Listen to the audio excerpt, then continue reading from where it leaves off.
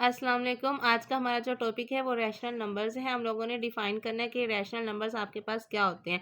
सबसे पहले हम इसको देखेंगे कि हम लोग रैशनल नंबर्स को डिनोट किससे करते हैं। तो डिनोट हम इसको करेंगे कैपिटल क्यू के साथ।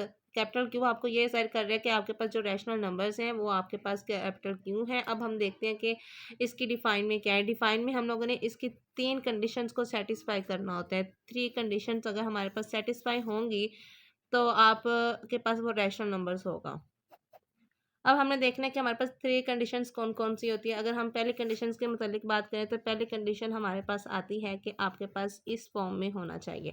यानी कि P ओवर Q यानी कि बटे की शक्ल में होना चाहिए। जो P होता है वो आपके पास नोमिनेटर होता है, जो D होता है आपके पास Q होता है वो आपके पास डिनोमिनेटर होता है।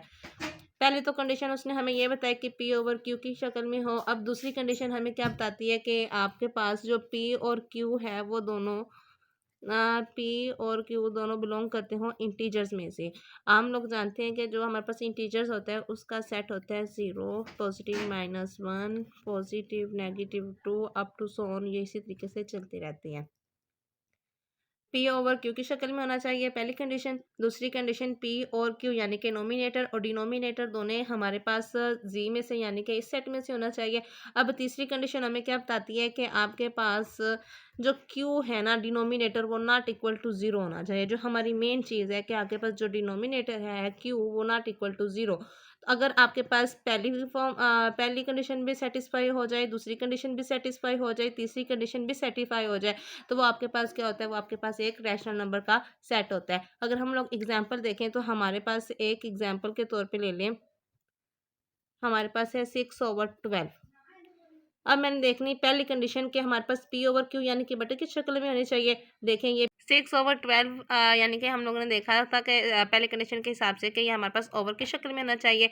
6/12 और यानी कि ये बटे की शक्ल में, तो पहली कंडीशन आपकी क्या हो गया, सेटिस्फाई हो गया। अकॉर्डिंग टू पहली कंडीशन वो आपके पास सेटिस्फाई है। अब हम लोगों ने दूसरी कंडीशन देखनी है। उसने कहा था कि P और Q आपके क्या होने चाहिए, इंटीजर्स में से होने चाहिए।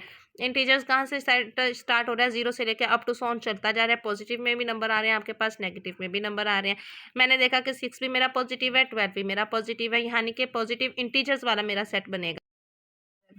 6/12 यानी कि हम लोगों ने देखा था कि पहले कंडीशन के हिसाब से कि ये हमारे पास ओवर की शक्ल में होना चाहिए।